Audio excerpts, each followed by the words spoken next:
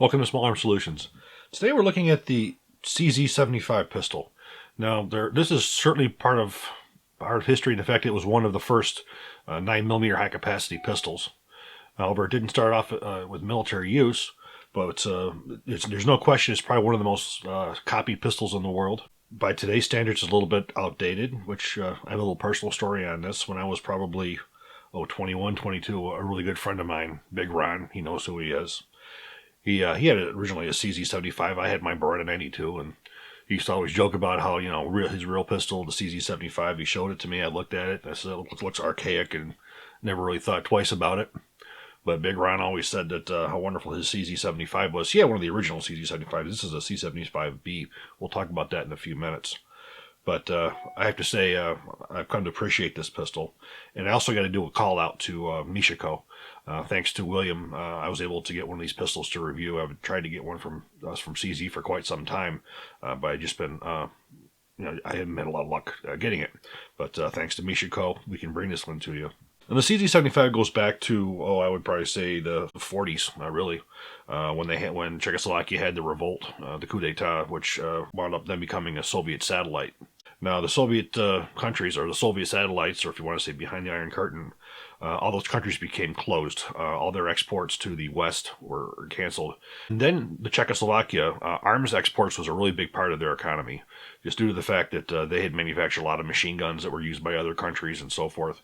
But of course, after it became under the Russian jackboot, with being a communist country, their exports were totally eliminated for as far as the West. So probably around, I would say, early 70s, two brothers who came out of retirement, basically former CZ employees, to develop a new pistol.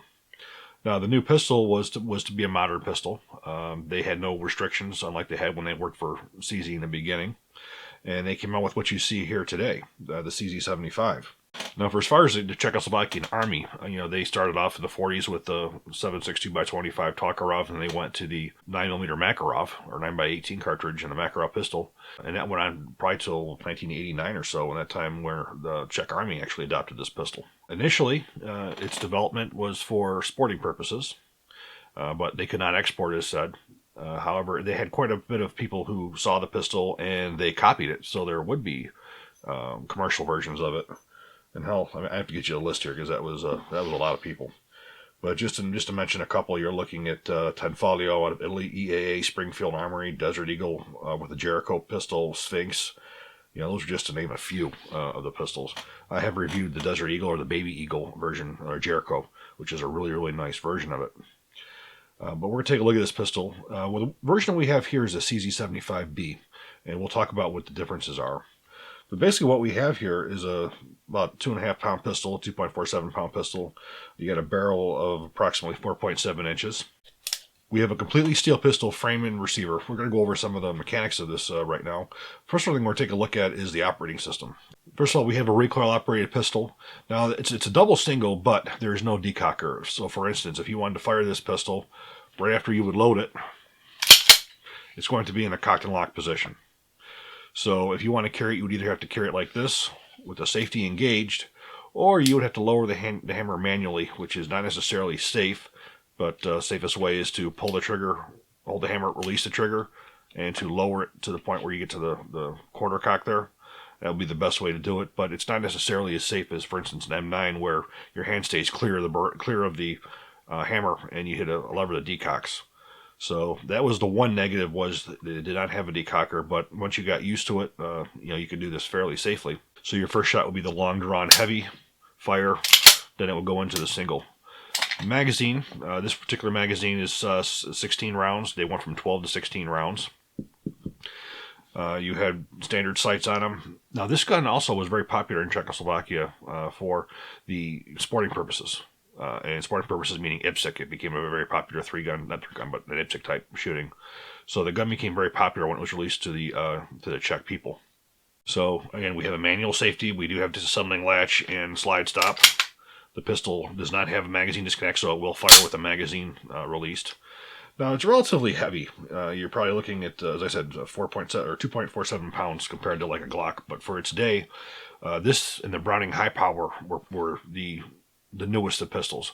You had your basic single action pistols like the P38 in the 1911, and then you went into, if you want to call them Wonder Nines, the ones that pretty much altered the entire world for as far as what they would consider as a pistol, going to the double action, single action, as well as the high capacity magazine.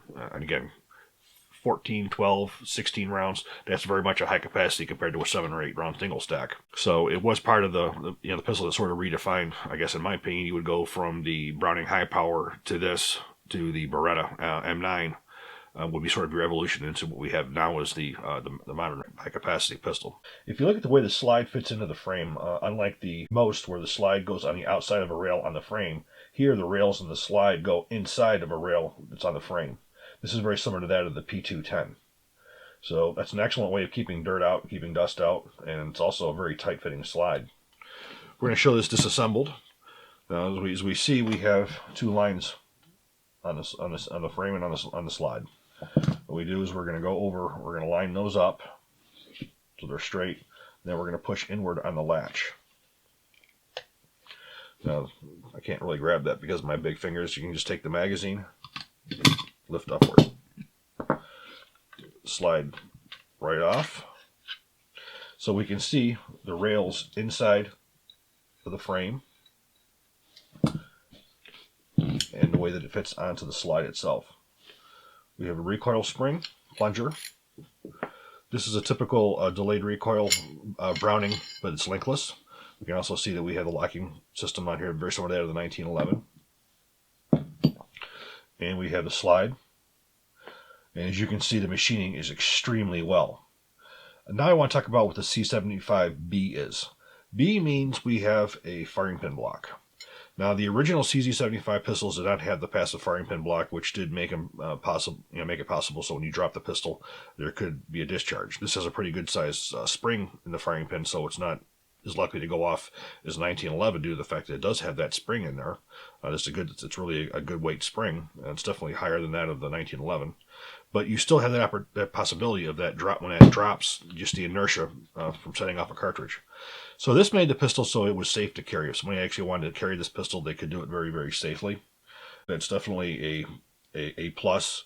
This probably happened, though, I would say, in the 90s. The 90s is really like we had the Colt Series 90 or Series 80 that came out with a firing pin block. A lot of companies, switched over to that. Another change on the B was the hammer. The original hammers had a spur on them. You can see now we have this, if you want to call it a ringlet or a rounded hammer. That's another one of the changes. Now, when we look inside of the frame, we can see extremely well-made parts. You have your arm here for the firing pin safety, but everything else is pretty much the same. You can see some of the 1911 remnants in the way that the trigger bars are, but all in all, just an extremely well-made pistol. Now, the barrels were cold hammer forged, standard cut rifling. Excellent quality. It's like a manganese phosphate finish. Now, like anything else, we have what's referred to as CIP on here.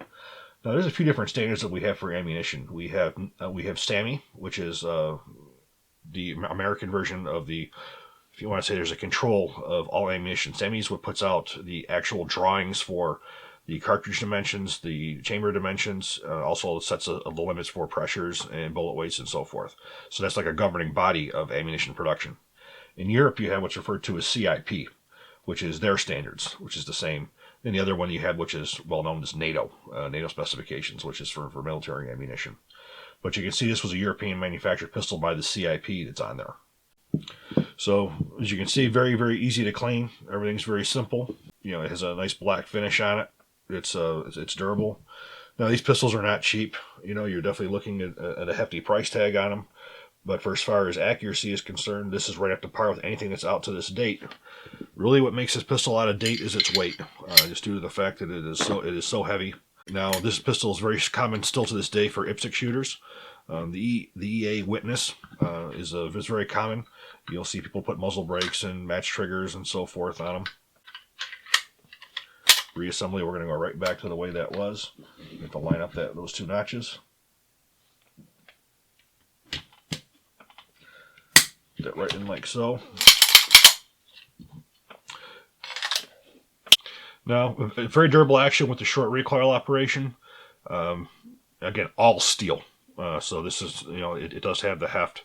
Looking today, it's easy. Whether they're imported out of Kansas there, you can see there's still a lot of different variations of this pistol in use. This pistol has had a very successful military and law enforcement career as well.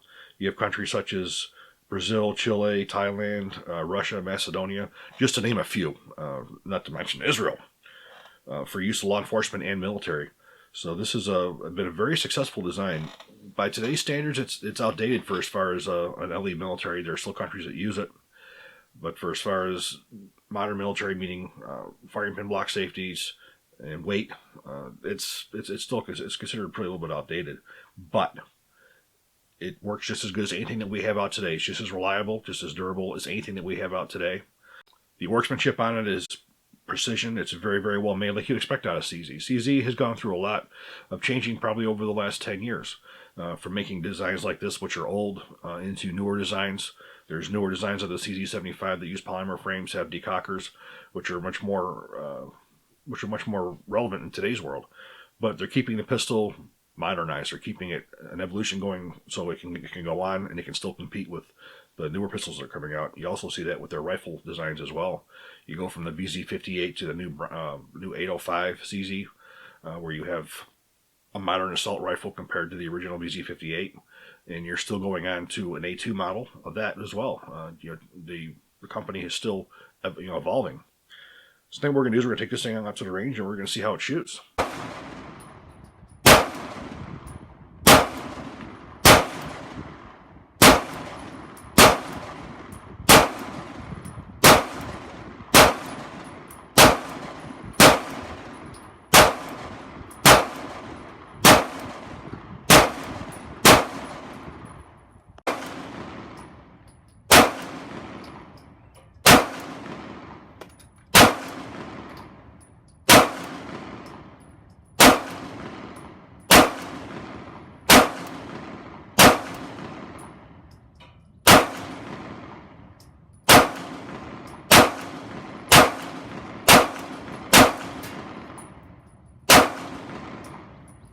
Now, as far as history goes, this is definitely has its place in history.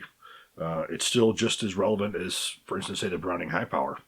When you compare this to the Browning High Power, I tend to like the CZ a little bit better than the Browning High Power. You have a higher capacity magazine. You do have the double and single action. And the Browning High Power is more like a high capacity version of the M1911 that fires 9mm. Except it does have the magazine disconnect, which I don't really care for. So I just think this is a much better pistol than the Browning High Power, even though the Browning High Power came earlier. But this is just a natural progression in firearms development. And these are still available in many, many forms. You can still get the 10 Folios. You can still get the EA Witnesses. You can still get the Jerichos out of IWI or IMI. And you can still get them right out of CZ as well. Now, right now, the original CZs, the pre-Bs, they can command quite a hefty price tag as collector's items.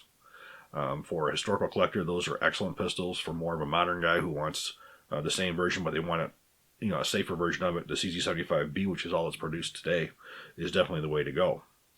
If you guys enjoyed this video, please click like, please subscribe, and even better, share. Thank you.